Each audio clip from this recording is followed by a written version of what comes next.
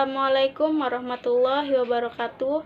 Perkenalkan, nama saya Siti Nur Hasanah, jurusan Sejarah Peradaban Islam semester 4.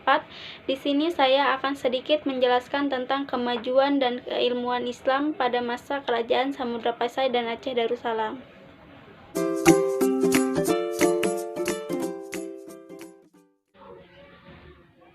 Pada masa kejayaannya, Kerajaan Samudra Pasai merupakan pusat perniagaan penting di kawasan Nusantara. Samudra Pasai memiliki bandar yang dikunjungi oleh para saudagar dari berbagai negeri Cina, India, Siam, Arab, dan Persia. Pada awal abad ke-13 sampai awal abad ke-16, Pasai merupakan wilayah penghasil rempah-rempah terkemuka di dunia. Tidak hanya itu, Pasai juga mengekspor sutra, kapur barus, dan emas dari daerah pedalaman. Samudra Pasai juga mengeluarkan mata uang yang disebut dirham yang kemudian digunakan secara resmi di kerajaan. Kemajuan Samudra Pasai dapat dilihat dari adanya aktivitas perdagangan yang semakin maju dan ramai. Ditambah sudah mengenal koin emas sebagai alat pembayaran. Selain pusat perdagangan, Samudra Pasai juga merupakan pusat perkembangan agama Islam.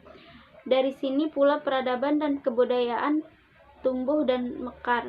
Sebagai kota dagang yang makmur dan pusat keagamaan yang utama di Kepulauan Nusantara, Pasai bukan saja menjadi tumpuan para pedagang Arab dan Persia, tetapi juga menarik perhatian para ulama dan cendekiawan dari negeri Arab dan Persia untuk dagang ke kota ini dengan tujuan menyebarkan agama dan mengembangkan ilmu pengetahuan.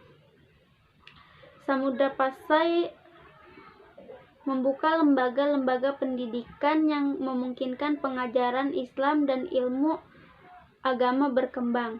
Ilmu-ilmu yang diajarkan di lembaga-lembaga pendidikan Islam antara lain adalah dasar-dasar agama Islam, hukum Islam, ilmu kalam, teologi, tasawuf, tafsir, hadis, dan berbagai ilmu pengetahuan penting bagi pengajaran Islam seperti ilmu hisab, mantik, nahwu, sejarah, astronomi, ilmu ketabihan, dan lain-lain. Selain itu, selain pengetahuan umum dan ilmu agama, kesusastraan Arab dan Persia turut pula diajarkan.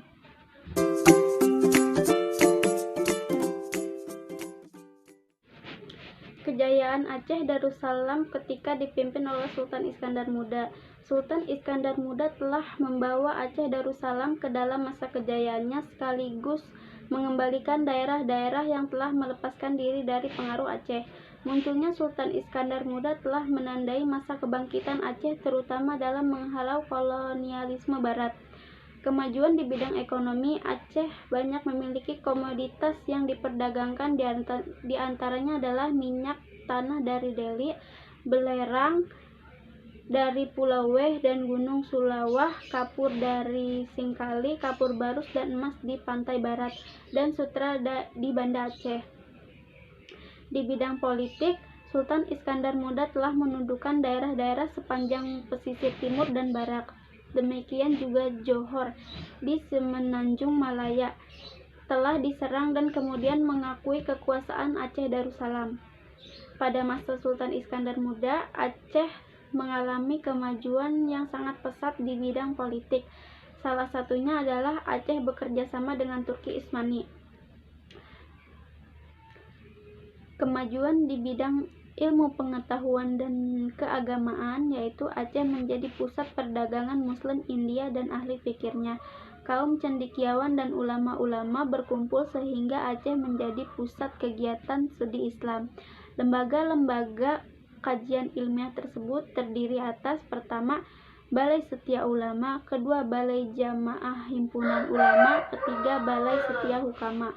Adapun lembaga-lembaga pendidikan yang terdapat di Aceh meliputi: pertama, yaitu Munasabah, itu ibtidaiyah; kedua, Kangkang, yaitu sanawiyah. Untuk tingkat ini belajarnya di masjid, yang dipelajarinya adalah kitab-kitab ilmu hisab, Al-Quran, ilmu falak, hadis, dan fikih. Ketiga, Daya Teokucik, yaitu perguruan tinggi. Di sini diajarkan tafsir, tasawuf, dan lain sebagainya.